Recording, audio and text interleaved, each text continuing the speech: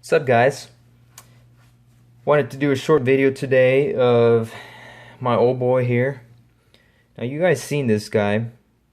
This is my Colt 1911 from 1944. I did a short video not so long ago on it. I took it apart, showed the internals, um, talked a little bit about the history. It's not the best video, but you can take a look at it if you want. Nevertheless, I decided to take this guy out, but it's a special day today because this guy has a new friend. Now, this guy is not mine. I wish it was. But this is a friend of mine's. He was gracious enough to let me borrow it to do this video. But what's so cool about it is that these guns, this is also a 1944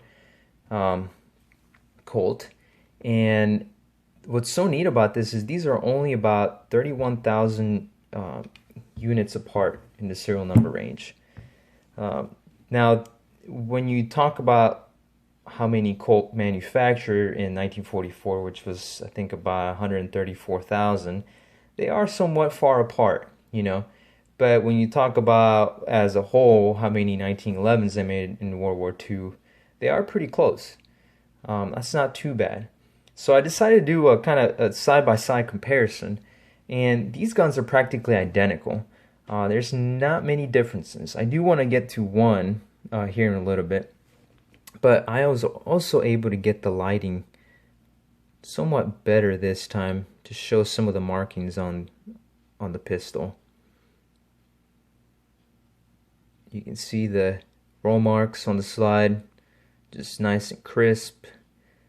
Late kind of war production skeletonized Colt.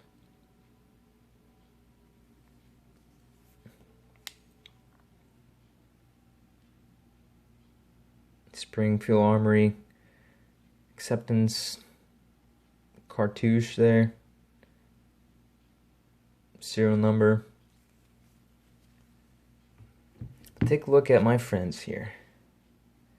So, roll marks are just about the same. In fact, the die missed in the same spots as mine. But then you get to the Colt here, and it's really faint. Look at that. Really faint. Now, it's probably about the end of the life of that die. They probably replaced it soon after that. That is somewhat common. You would see that, you know, it's really crisp on some examples, and then as the die kept getting used and used, it would just wear out. They will replace it, put a new one. So this one, the Colt, is not in the best shape. Go through, it's about the same, you know. Now take a look at that. So 1,687,000 serial number range. 1,656,000, about 31,000 units apart. So you do a comparison, identical until you get to one part. Look at that. You guys see the difference? Look at the hammers. When I saw that, I was like, what in the world? Thinking that, you know, there shouldn't be any differences, you know? So then I did what any good friend would do. So I called my buddy up and I told him, I was like, hey, bro, I think your hammer on your Colt has been replaced at some point. You might have to find a replacement. So, you know, I let him know. He was not too happy about that. He, long story short, texted me that night and he said, I don't know about that, man. You know, he did some research and found out that maybe it wasn't incorrect. He started seeing that, reading on different forums, that at the end of 1944 they replaced the hammers from the wide spur hammer to this narrow spur hammer. So I did what any reasonable person would do, and I also went online because the internet is always right.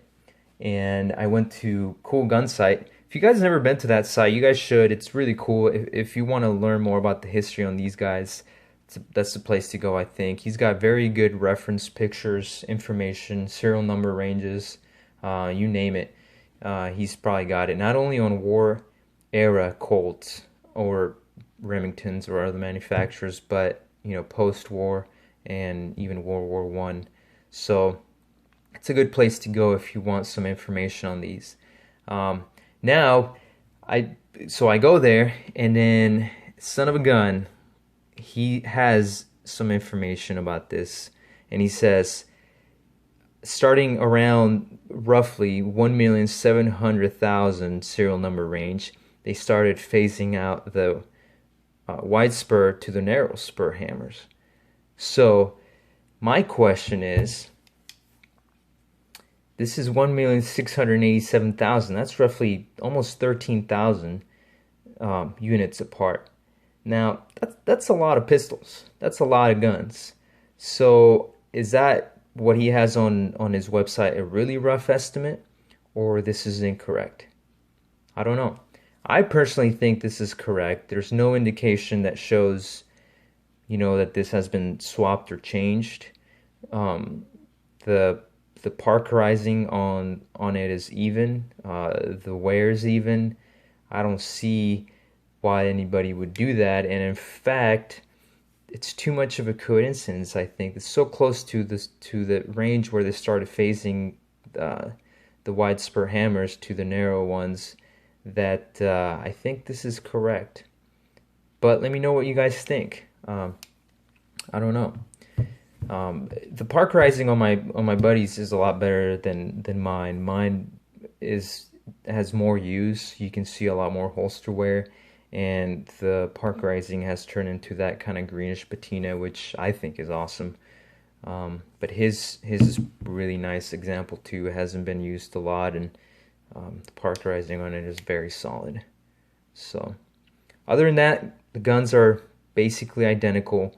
You have the Colt grips, the Colt wood grips. That's how they called them, because they had that big reinforcement ring that other manufacturers wouldn't have, and I guess at some point they had some issues with cracking, and they started adding these reinforcement rings.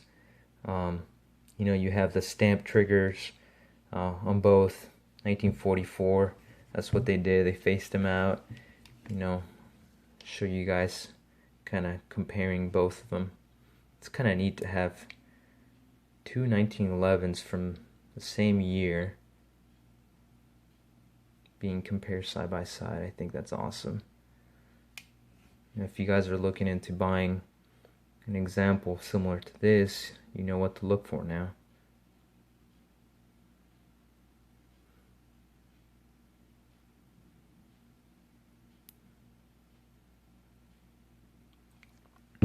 I can't do both at the same time, but got the VP,